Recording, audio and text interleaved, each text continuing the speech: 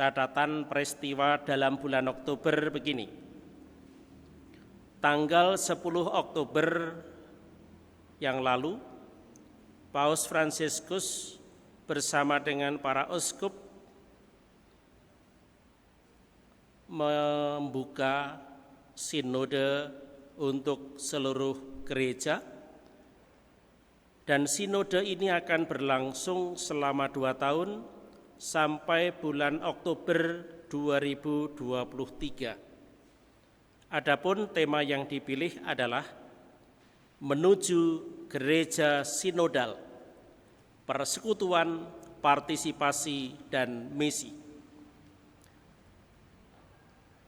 Apa yang terjadi di Vatikan pada tanggal 10 Oktober itu ditegaskan lagi untuk Sinode Keuskupan Agung Semarang, di mana pada 17 Oktober sore hari Bapak Uskup membuka sinode untuk keuskupan ini.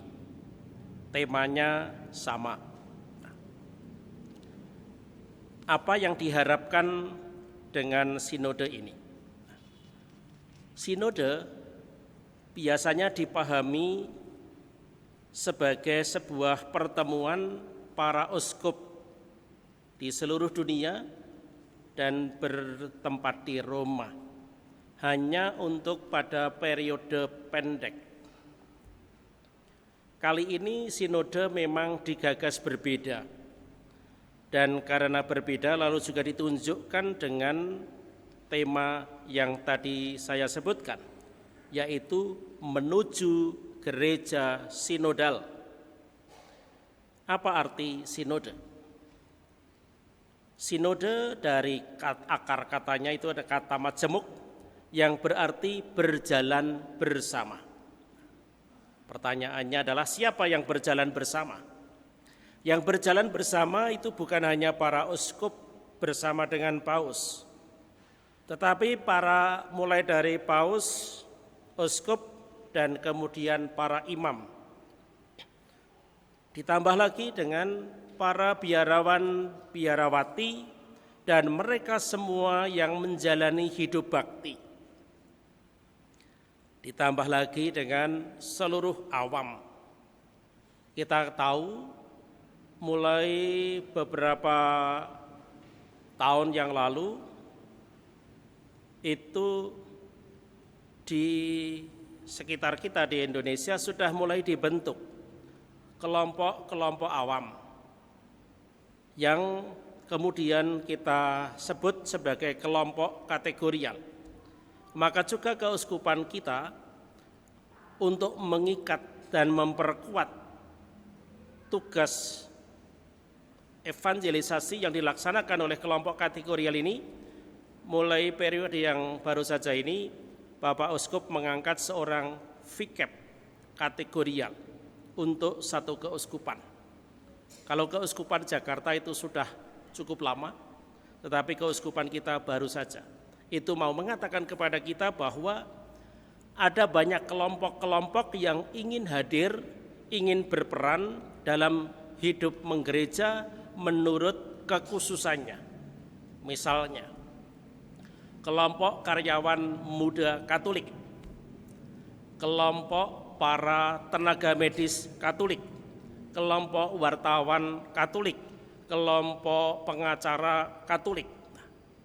Masing-masing ini mencoba menemukan ciri khas pewartaannya.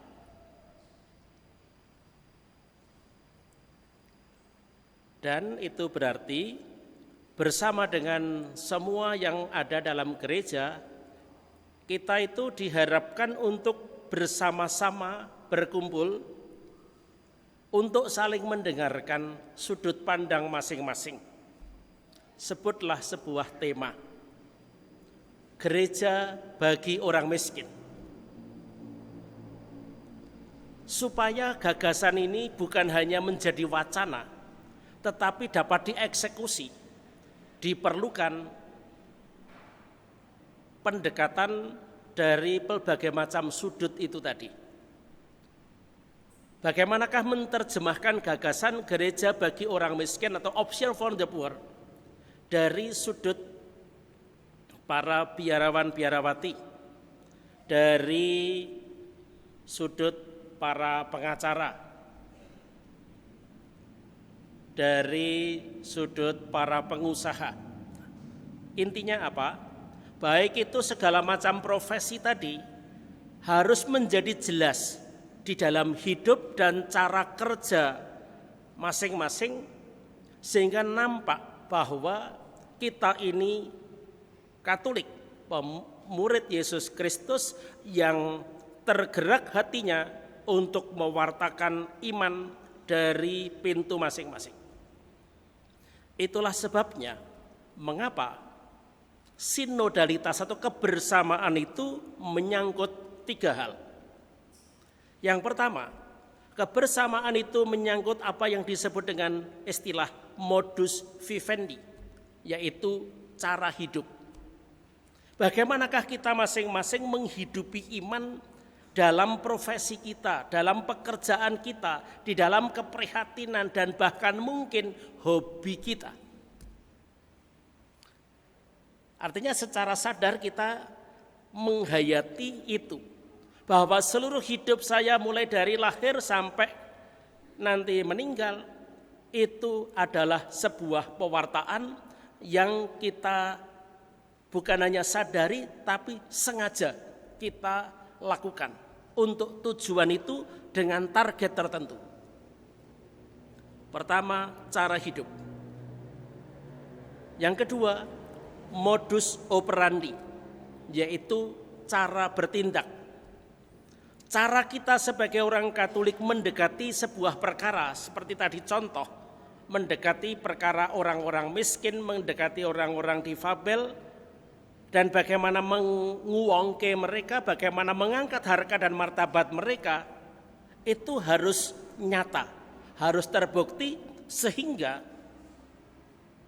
orang miskin tidak lagi menjadi objek, tidak lagi menjadi sasaran atau bahkan mungkin alat, tetapi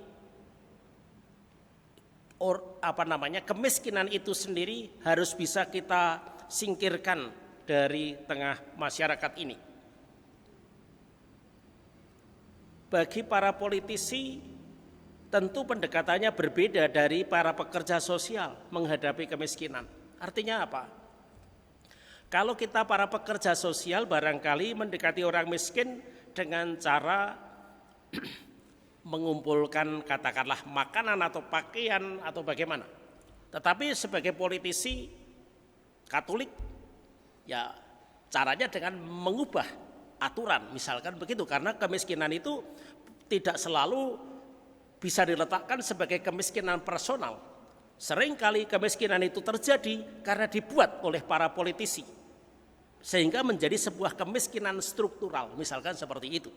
Jadi mereka yang bergerak dalam bidang legal bagaimana bisa mengubah supaya kemiskinan itu tidak dipelihara tetapi dikikis, sehingga orang dalam hidup sehari-hari tidak perlu minder di hadapan orang lain. Itu poin kedua. Poin ketiga dalam hal sinodalitas adalah sebuah dorongan bagi masing-masing unsur di dalam gereja, entah itu kita umat yang berada dalam bidang teritorial ataupun yang bergerak dalam bidang kategorial. Intinya adalah bagaimana kita masing-masing di dalam kekhususan kita dengan sengaja mengambil bagian dalam karya perutusan gereja. Bahasa Injil menjadi terang dan garam bagi dunia, bagi masyarakat. Saya kira itu saja poin-poin yang menurut saya penting dalam surat Gembala menyongsong sinode ini. Mari kita semua berproses sehingga selama 2 tahun ke depan kita akan tampil berbeda, berubah menjadi baru dan menjadi lebih berarti kehadiran kita di tengah masyarakat.